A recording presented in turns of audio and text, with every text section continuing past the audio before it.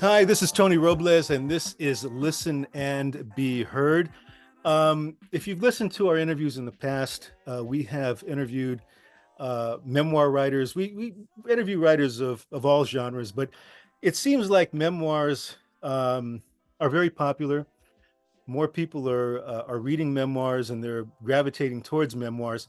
And we have an author that has written a wonderful, wonderful memoir, as well as novels, as well as essays.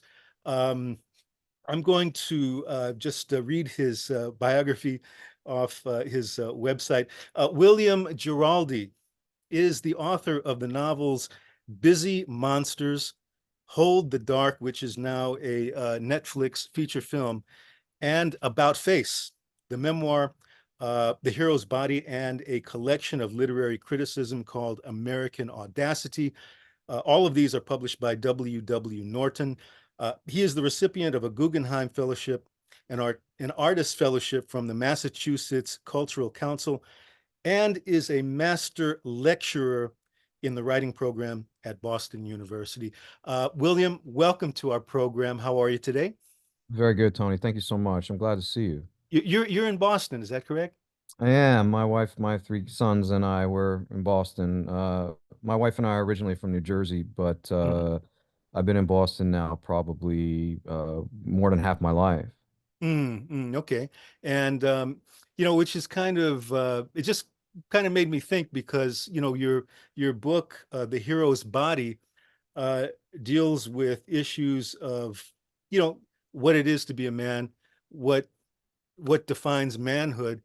And, if someone were to ask me, okay, well, what is your definition, Tony, of a man? I would say three words: marvelous Marvin Hagler. And it's just kind of fortuitous that you are in the New England area, that you're in Boston. He's from Brockton, right? Yeah, he sure is. I, Yeah. I I was drawn to him because he just had that belief in himself. He just, he was fearless. Let me start off by asking you. Okay, I came up with marvelous Marvin Hagler. You know, if I were to ask you, to define a man, what would your answer be? Well, my first answer would probably, I mean, Hagler's a good one. That's hard to beat. Hagler's, he's up there. My family in New Jersey, very masculine family. They were very much into the masculine arts, and boxing was up there. And Hagler was always talked about Right, right. in my family. But I mean, I mean, my example of a man, I think, Tony, and or a definition would be, I think, my own father, what I saw him go through, and what I saw him endure for the sake of his kids. I write about this in the hero's body. My father was a single parent, raising my brother and my sister and me. This was in New Jersey in the late 70s, early 80s. My mother left the family when I was 10, so about 1985, she left. She left my father. She left my brother and sister and me, and went to begin a different life, a new life. So I saw my father every day. Uh, Demonstrate the definition of a man, which was this unfaltering dedication to his kids, um, sacrifice, sacrifice. I mean, that's a word that I associate a lot with the kind of man that my father was. Um, so that ability to weather the financial and the emotional wreckage that was delivered to him, that was something, and I've never forgotten it. I've never forgotten his struggles, or how he didn't let those struggles bury him. Mm, I think when perhaps a weaker person, a weaker man, certainly father, might have. So that I think that's just my easy answer, Tony, is yeah. that you know I think we as men, we our fathers are our first glimpse into what manhood means, right? I'm sure this was the case for you as well. Yes. Growing up when I was a kid, there was a TV show. I think it came on ABC. It was called The Courtship of Eddie's Father. Mm, And it was about a single dad mm, living with his son, Eddie. And when I was a kid, that was on TV. And he identified with that because my father was also a single dad. I grew up mm, with him. Um, I had, it was a family. He had a family. It was like 10 boys and five, actually 5 boys, 5 girls. So I had all these uncles, and I was kind of like the wow. default son, the kind of the surrogate son for many of them. Your story, the hero's body. I'm reading it, and it's like a map of a journey that is connected to a bloodline uh, that leads to a place called Manville, New Jersey, which I find is a real apt name for a setting in this examination of the meaning of manhood over a course of generations. Can you tell us about Manville? Because I mean, I couldn't think of a more perfect kind of name for a setting. I mean, I didn't know if it was. I know. I know. I couldn't make that up, right? I Yeah, mean, my here's a book about manhood that takes place in Manville, New Jersey. I was never aware of the significance of that name. It never occurred to me that I'm growing up, I mean, as a child, as a teen, growing up in this very tiny industrial working class Springsteenian um, town in New Jersey, not far from Springsteen's hometown of Freehold, New Jersey, just about 20 minutes down Route 287. So it was very much a Springsteen town, where the where masculinity was prized. I mean, I was raised by a group of men, my father and his brothers, certainly my grandfather. They were motorcycle racers, they were boxers, they were martial artists, they were hunters and fishermen and weightlifters and bodybuilders, and loved the boxing and the car racing and all of that. And that sounds great, unless you're a reader, yeah, because because I suppose I was in the closet in a way as a reader, right? Because it wasn't done. It wasn't done not only in my family, but I didn't know anybody. I mean, I would go to house after house after house, and there wouldn't be a bookshelf, growing up. I don't remember seeing any books in any of my friends' houses, growing up. It just wasn't that kind of town. Um, if you ask me how it was that I became literary in a town like this, I have no answer. I cannot explain it, except to say that my mother's brother, who also lived in the town, um, he was a principal of a school, and he was a photographer, and he was like me. He didn't really fit in Manville. He wasn't the masculine type, right? And I remember when I was a child, he took me to the Manville Public Library, and I was curious for some reason about the Greek gods. And he took me to the Manville Public Library, and I got a children's copy of Homer, both the Iliad and the Odyssey, created children's copy with these amazing of the Greek gods and the Greek heroes. Um, that is that I can point to. because there was no other. I don't remember another literary moment from my childhood. Um, Gravitated it toward it on my own. I write about this in the memoir, Tony. You might remember, but yeah, my dad didn't have any money when we were growing up. Whenever the book fair would come to our, Oh yeah.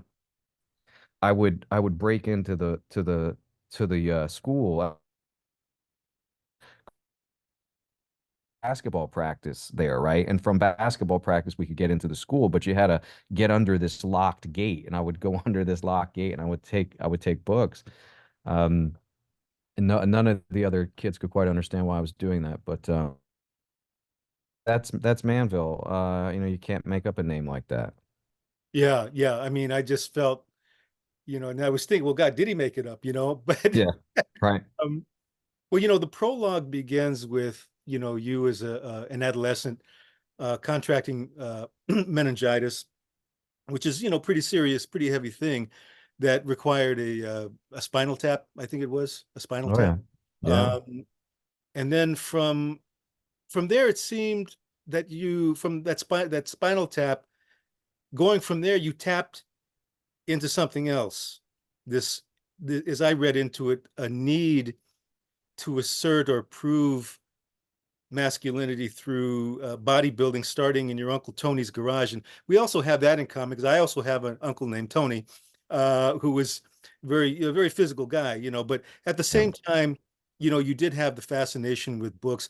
Can you talk about just, maybe how you negotiated those two things? I mean, you went kind of full on one, with the Yeah. workout, but, also trying to flex or work your literary muscles, if you will, Yeah, it was definitely a bifurcated or a double life in a way. So the meningitis you're talking about, I was in high school. I was 15 years old, and I somehow was struck with meningitis, and with this illness because it wouldn't go away. And the my spine was damaged during a bunch of botched attempted spinal taps that our town doctor was attempting to do, and I don't think had ever done, or hadn't done very often, and couldn't do it. And so um I remember that. I remember her trying to get the spinal tap done and it not working. And they had to call on a specialist from not in our from some other area to come in and give me the spinal tap. But after that, I think the damage had been done, and I had spent about a month on my back. Mhm. Uh, um, so when I was finished with that, I was emaciated. I mean, you can imagine how I looked, and not long after,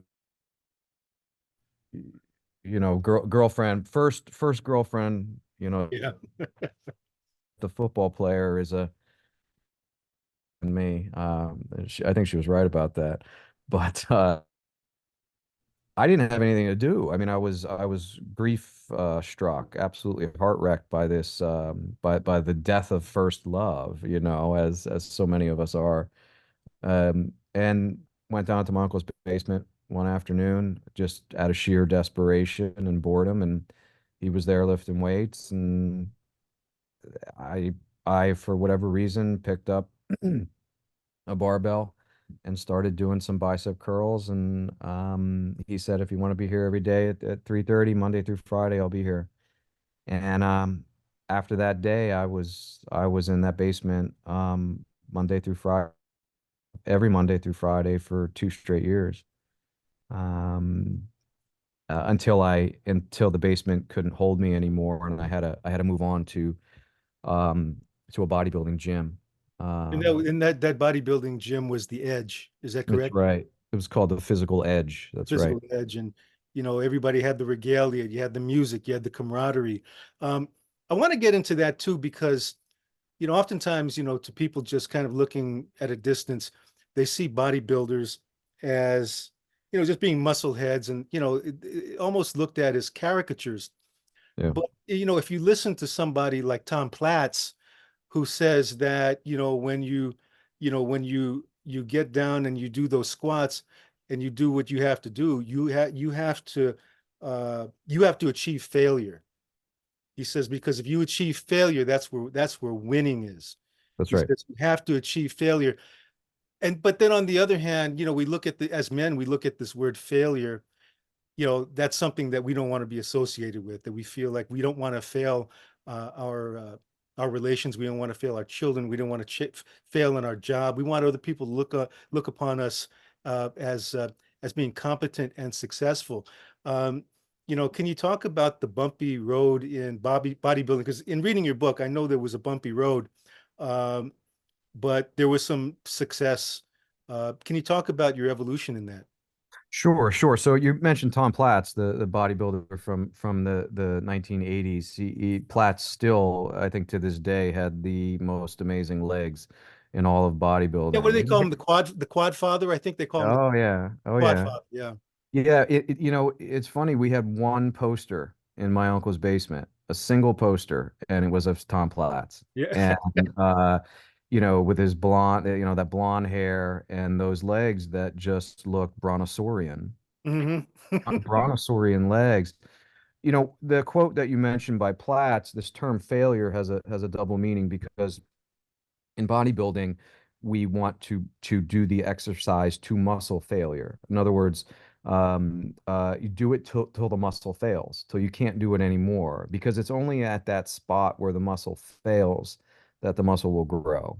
And so that's exactly what you mean a second ago when you said that one must go through failure in order to achieve success. Rove through hell to reach your heaven, something like this. But I started as a weightlifter, and weightlifting, bodybuilding actually aren't the same thing. And I began as a weightlifter in my uncle's basement, but once I felt confident enough, once I was big enough and strong enough, I um I made the move to this hardcore bodybuilding gym at the other end of town, and a bunch of my buddies were also joining the gym, so that made it a little bit easier for me. But I was farther along than them. They weren't competing. They weren't dieting. They weren't doing the things that I was doing. And so I very quickly became one of the poobahs of the gym. I They hired me. I opened the gym from I was there 5 to 10. Right. Right. Um, I spent most of my days there. I miss it. I think about it a lot. Remember every inch of it. I can't tell you the hours I spent there when I was 18 and 19 years old.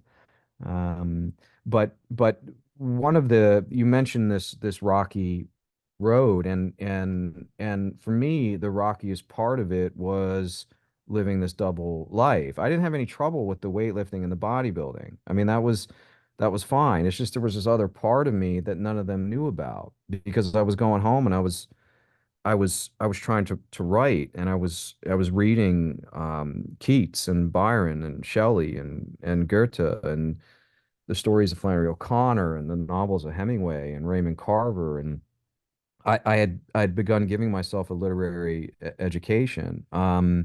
And this was absolutely nothing I could talk to any of them about. In fact, I think I have a scene in the book, Tony, you might remember, where I'm on the exercise bike and I'm preparing for a bodybuilding contest. Yes. Right? Yes. Do you Yes. remember this? Yes. Yes. Yes. So I'm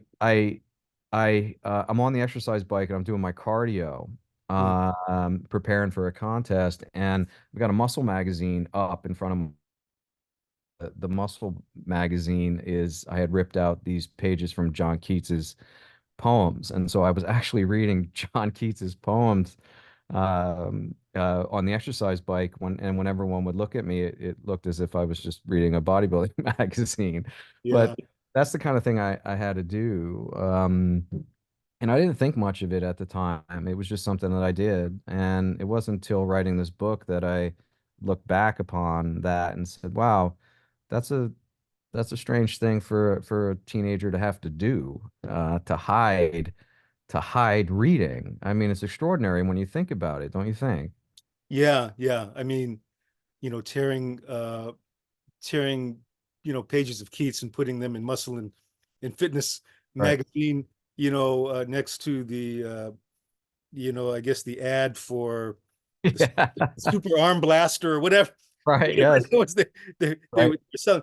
But the thing though in the book that I was kind of struck by was the way you kind of handled the different characters, the different people, um, in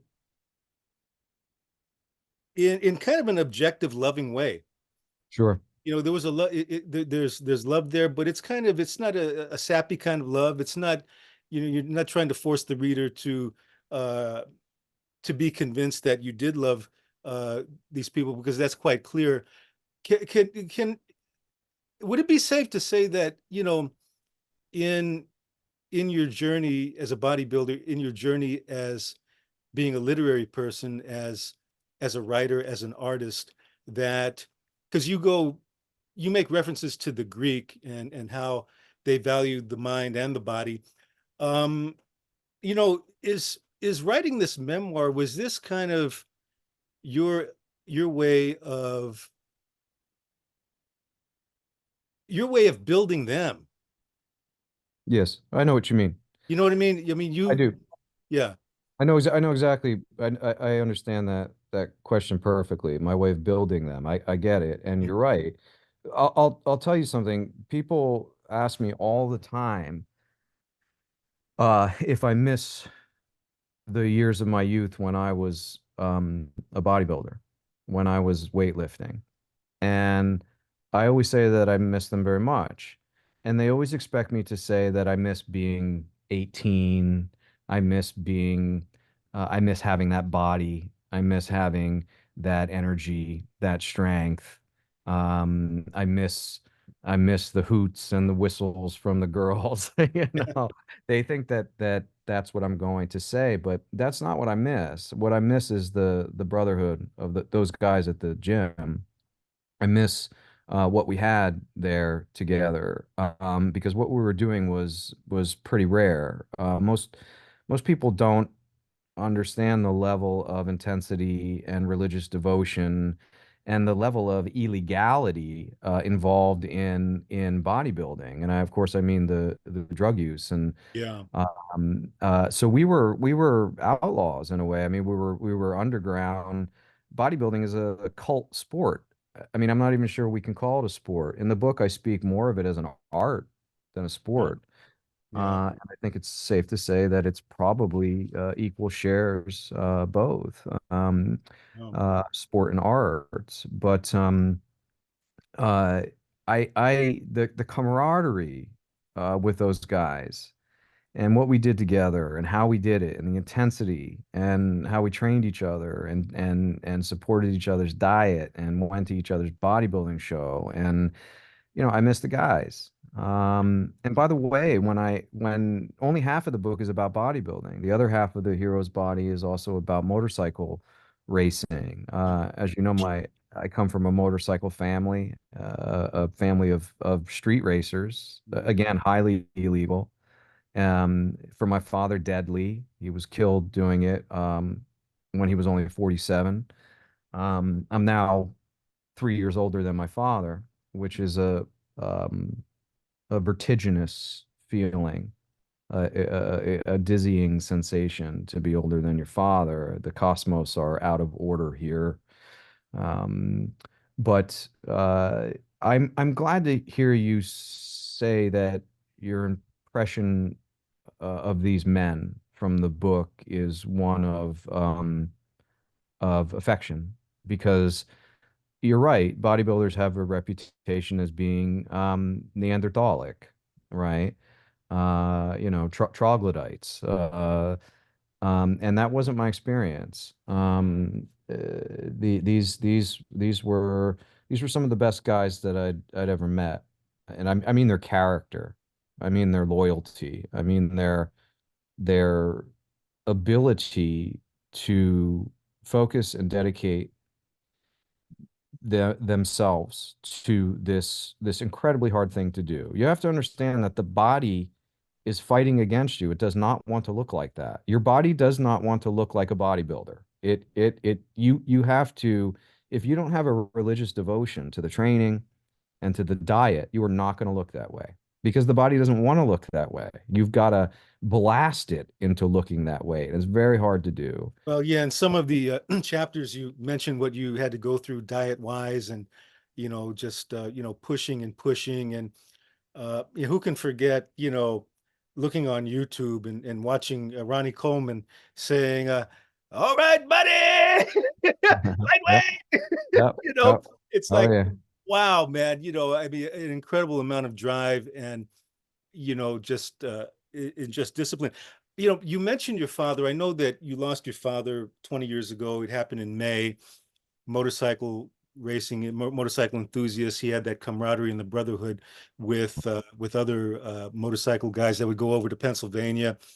All right. I saw a kind of a contrast between you and him because you had the bodybuilding community, he had the motorcycle racing, and your bodybuilding was kind of a way of asserting yourself and having a little independence from him.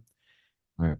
And conversely, his motorcycle racing, when I guess you got old enough, when you got a little older and went out on your own, was his way of letting off a little steam and finally pursuing what was, I think you had said something like, oh, what was it here? It was, um, hold on one second. I wrote it.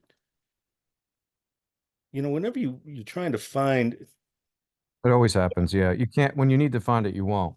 it was something like if it's in the blood, you Yes, if get it's in rid the of it. blood, you can't get it out. I know what you Yeah, mean. So, yeah. so what I'm doing in that line is I'm quoting from one of the best motorcycle racers in the world, a guy named Michael Dunlop. He's an Irishman. The Dunlop family is they're the Kennedys of motorcycle racing. Like, Mm. everyone knows Dunlop tires and so forth. Anyway, Oh, right. it was he who said that in an amazing documentary on the TT. The TT is the race that's held every year at the Isle of Man. It's the most dangerous sporting event in the world. Guaranteed deaths every year. It's a lunatic endeavor because they're racing on roads. They're racing on island roads, and there's a lot of stuff to hit. Um, so if you don't know about the Isle of Man, the TT race at the Isle of Man, Mm, uh, check it out because you will be astounded by what these men are doing. And it's Dunlop who says that if this lust for speed is in your blood, and it has to be, or else you won't have it, you can't get it out. It's part of your it's in your every cell. It's part of every molecule of you. The that lust for speed, the desire for racing. And what I began to say earlier before I cut myself off was in the same way that I miss the bodybuilders, and it's always the first thing I say is that I miss the guys. When I ask my uncles now, of course I can't ask my father, but when I ask my uncles now what they miss about that street racing, they never say the speed. They never say the exhilaration. They never say the feeling of godliness when you're on the brink of death and you win. They always say, I miss being with the guys. mm, I miss the brotherhood. I miss that was why they did it. They did it to be together and to be part of this extraordinary endeavor together, breaking laws together, risking their lives together, coming out of it together. We hope. Although I grew up going to funerals, um, there was someone dying every weekend it seemed. Um, so this was how I grew up. And it was in my father's blood. He had to put it on pause for a while because after my mother left, he was so poor that um he couldn't afford it, and he couldn't have gone racing anyway. I mean, he had these three young kids, but once we became old enough, and he managed to fight his way out of debt. It took about 12 years. They were married 12 years, and it took him about 12 years to recover from the financial and emotional ruin that my mother's abandonment caused. But there's contrast there between my father and me, and the motorcycle racing and the bodybuilding. But the reason I put them in the book together is because there's so much overlap there too. Yeah. I see the book as bifurcated, as the first half being about muscles and the second half being about speed. And both of those are traditionally masculine activities or pursuits.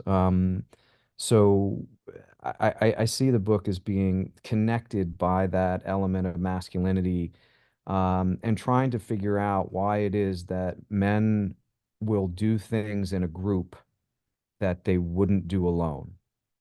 Mm. Uh, what is it about the group behavior, the male group behavior, that permits the risk and the lust for danger or for exhilaration? Um, it's a question that I try to get at in the book. Is there a possibility?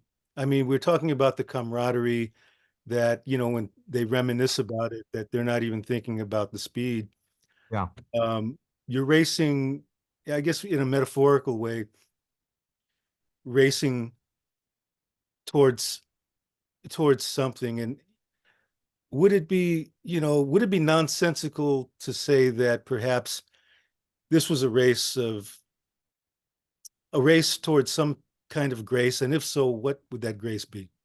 Would it be possible? I mean, like in a poem, let's say, a poem has all that energy and all that, in a few lines, right? It's not a marathon. It comes right to the heart.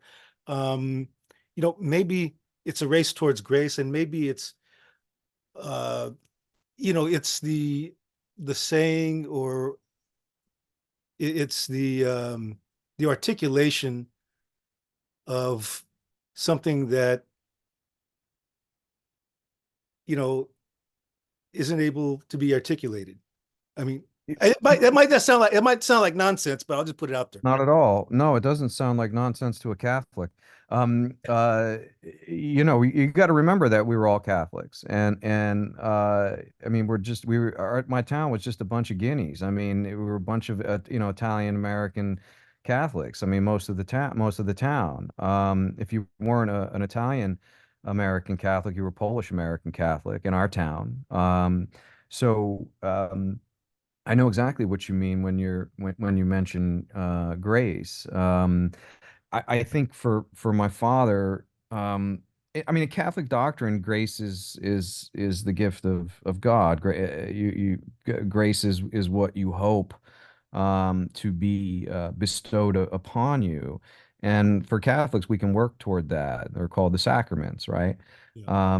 Protestants have a different idea. I don't know how they get through the day, but we Catholics work toward it. And I think for my father, what he was looking for on that bike was a kind of grace that God wouldn't give, something that he needed to give himself.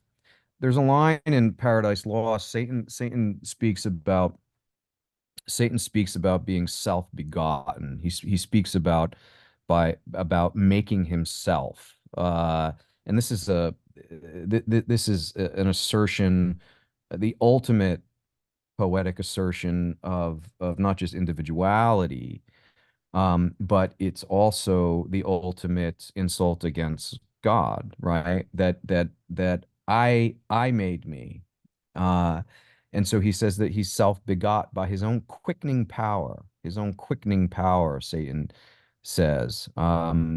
There is no better expression in all of English language literature than of poetic sedition, of the poetic sensibility than Milton Satan. I'm convinced of that. And I think bodybuilders and motorcycle racers know what that means. Because they're trying to achieve something that almost godlike. I started by talking to you about the illustrations of the Greek gods that I found in Homer.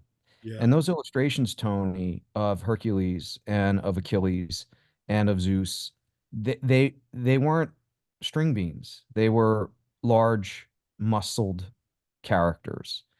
Um, and and they're, half God or all God. And look at them, look at the muscles they have, right? So so that was my conception of goals. But also the kind of speed that my father and his cohort were were were riding at, the speeds that they achieved. And I have myself have never experienced that. But in the book, I write about what it must have felt like. What must it feel like to go 200 miles an hour on a Pennsylvania back road, with the foliage zipping by you. I mean, what's that feel like? I can imagine that the exhilaration of it is euphoric. I can imagine that like Milton Satan, you feel a kind of quickening power in your own creation, right? So so the grace is certainly a part of it, but it's a self-bestowed grace. And I think before the grace can be self-bestowed, they first have to reach the brink of godliness. So I speak about this all in this very highfalutin way. And there was a podcast in the UK that chose this book to talk about, and the woman really loved it, but she couldn't believe the high rhetoric that I was attaching to bodybuilding and motorcycle racing.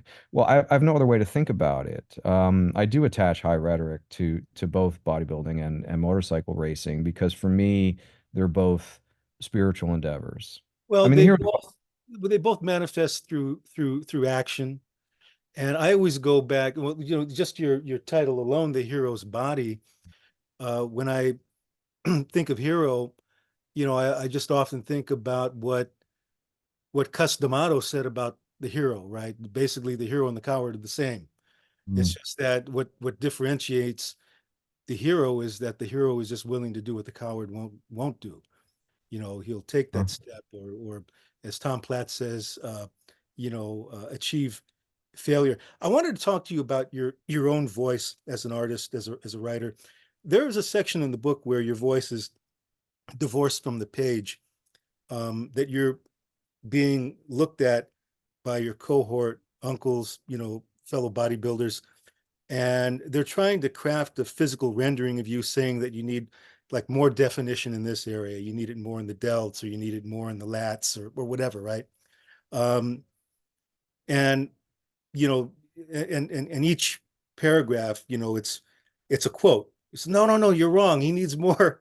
He needs more work here, he needs more work over there. um, but as things kind of progress, they're defining where you're at and who you are. But ultimately you define yourself as an artist and as a man. To what degree do those other voices define you? Have they lingered in any way? Do they still in some way kind of inform your work as an artist, as a father, or as an educator? do you refer specifically to the literary voices that mean so much to me, Tony? The literary voices that I have spent the past 30 plus years dedicating my life to, the literary writers that mean so much to me. No, I was talking about there was a section in the book where Right, before the show, right? Or a couple months or whatever before right, the competition. right. So there were sections in the book where it was just quotes, where Right, I know. talking. Right, I got you. I got you. So talking to each other. I know You know, what you mean. I know what so you mean. so By the it, way, by the yeah. way, Tony, the best compliment I ever got on that scene was a reader who wrote to me and said, reading that scene was like reading something out of Beckett, reading something out of Samuel Beckett. And I thought, oh, I must have done something right then. So just for your listeners, that you're right. That's a scene where the other bodybuilders in the gym are walking me through the pre-contest diet, and also we were in the aerobics room with all the lights on and all the mirrors, and so the other bodybuilders were teaching me how to do a bodybuilding routine because it was my first bodybuilding competition and I didn't really know what I was doing. So these guys trained me. They trained me in the diet and they trained me in the posing. You have to remember bodybuilding is an art show, right? I mean, it's in the presentation of the body. And part of the presentation is your routine. I mean, you're not doing a dance routine, you're doing a posing routine, but it's choreographed. And so the scene that you're talking about is a very intricate scene where the guys are going back and forth and back and forth. And I'm not saying anything. I'm just listening to them banter and bicker Yeah, about about how many grams of protein yeah, I should right. have that Tuesday, and then whether the following day should be red potatoes or brown potatoes. Yeah, yeah, right, right. Right? So Yeah. so the minutia of the bodybuilding diet is maddening. And that the reason I liked the Beckett comparison from that smart reader was because they're reading that there's an absurdism in that whole conversation. I mean, you get to the end of that long conversation where I'm basically just sitting there listening in this posing room, in this aerobics room, listening to these two or three bodybuilders bicker and banter over my body and how it should move on stage and how many grams of starchy carbohydrates I should get that day. So it was a fun scene to write, and I'm glad that you call my attention to it here. But your question originally was about their voices, and Yeah, because I they were talking about, he needs more definition here, more yes. definition there. And it was almost like they were, in trying to figure out how much more definition you needed, they were defining you. But Mm. ultimately, you have to define yourself at some point when I guess you make the transition from that to being an artist, being a literary person, right? So that's what happened, and that's how I was making the link in my mind when I asked you earlier about the literary voices. Yeah. You're right about that. The bodybuilding voices that defined me, those other guys at the gym, whose voices literally told me what to do and what to eat and how to do it and how much of it to eat. That would have a kind of transference when I made the full-time switch to trying to become a writer and to dedicating myself to literature and not to weightlifting or bodybuilding or to any of the masculine arts. Um, and it's a curious question that you ask because the voices I live the authors that have nurtured me throughout my life. I carry them around in my head every day. And it's impossible for me to write anything without first going through them. Any artist who's trying to accomplish what can be called literature can do it only by going through the best literature that's been written. Mhm. Without tradition, there is no literary present. I understood that intuitively. I knew that right from the beginning. Um, Once I discovered the work of Harold Bloom, and Bloom became my teacher and something of a mentor. His anxiety of influence and his ideas about literary tradition and what it means to dedicate your life to literature. Mm. Um, that that it was a game changer for me. Harold in my life and Harold's work on my shelf, those changed everything for me. But but these voices that you mentioned, they're never not with me. Um, and it's not just Keats or Byron or Shelley. Father Hopkins, Gerard Manley Hopkins, John Donne, but also the great novelists as well who meant so much to me. American story writers, I carry them around with me always. Um, I didn't know how to become a writer without first being a reader. Mm. And I think I didn't know how to do that because I don't think there is a way to do it. There are no idiot savants in literature, not as there are in math or music. The only way to become a writer who's worth reading, is full immersion in the great books. I mean, not even Shakespeare was beyond that. I mean, Shakespeare would not have been Shakespeare without Tyndale and without Marlowe or without Johnson, and certainly without the Greeks and the Romans. So there is no other way to do it but to absorb those voices, Tony. You know, Billy Collins had an interesting term when he was talking about the writing in terms of the line. He said that writers or people or he used the term I hope I'm getting this right, homo linearium, Mm, line making creatures. We are yes. homo linearium. I thought that was pretty cool. We're going to have to wrap up because we're getting close to an hour, but I wanted to ask you one final thing. Sure. Um, you know, toxic masculinity is a prominent part of our lexicon. Um, and I saw an interview not long ago with a minister from the Nation of Islam. And in the interview, he said that toxic masculinity is not masculinity at all. He said that the true meaning of masculinity runs in the face of all that toxic masculinity has come to represent or mean. Um, what's your take on that? Absolutely right. He couldn't be more correct. We started this conversation by you asking me what a man is, or to Yeah. to name a man, and I named my father, but I didn't name him because he was an example of what is now called toxic masculinity. I named him because he was a dedicated,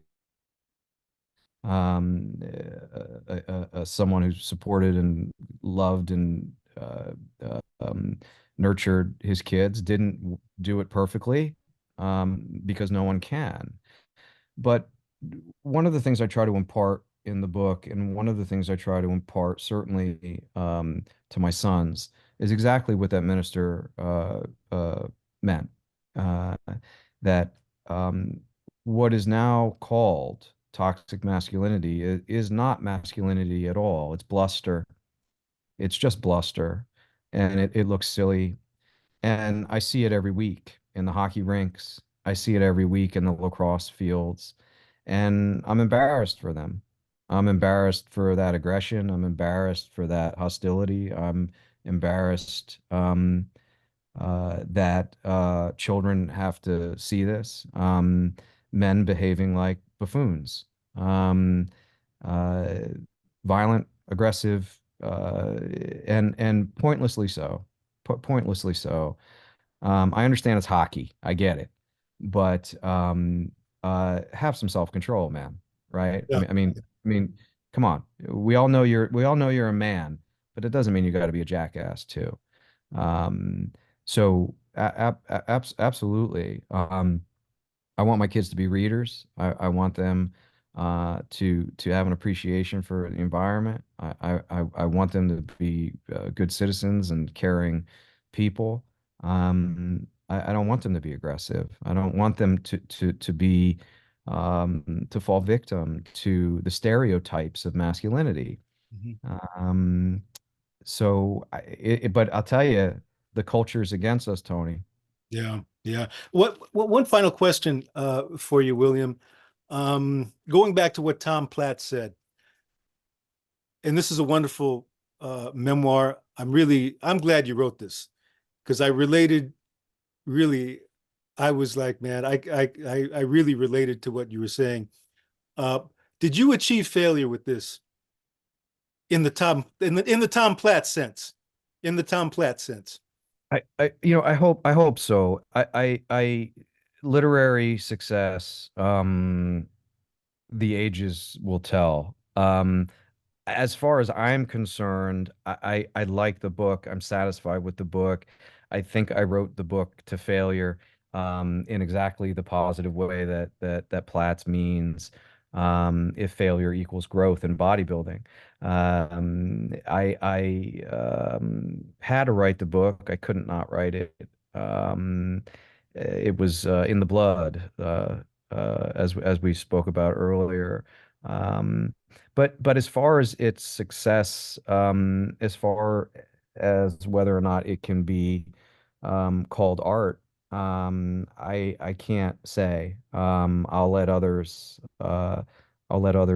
determine that. All I can say is that for me, I like it. I'm pleased with it. It wasn't easy to write, Well, but you glad I did. you opened the door to that gym. Yeah. Um, it it allows, I guess, folks reading it to dip into some courage, and see what possibilities are out there, possibilities in the way of looking at things in certain ways, in order to grow. Um, I rode a motorcycle for a short time. I didn't have a big bike. It was a Nighthawk 450, and I Mhm. knew a guy who had it was a Kawasaki. I think it was a 750 GPZ. I think they called it Kawasaki. And I tell you, that bike always seemed like it wanted to go faster. Mm, It mm, seemed mm, like it mm. always wanted to go faster. And he took me on a ride. I was, sitting in back. He said, we're gonna take a ride around the block. He takes me across the Bay Bridge, the San, Mm. the Mhm. Bay Bridge. I was terrified because I bet. I'd never been on because I told him that I was considering buying a bike strictly Right. strictly for utility. $5 I could get around for Right. like 2 weeks on that. Right. Right. Uh, Right. Right. he took me across that Bay Bridge, man. That was frightening, but it didn't stop me from getting the 450. I bet if it was a Kawasaki, it was probably the Ninja, Tony, right? It was the Kawasaki Ninja? No, it was a GPZ. I think it was a 750. This was like an 83, 84. Oh, early years. Yeah. Okay. Yeah, but that bike always seemed like it wanted to go a lot faster. Um, Again, this is Listen and Be Heard Radio, The Hero's Body, a wonderful memoir. This was written in 2016 by William Giraldi.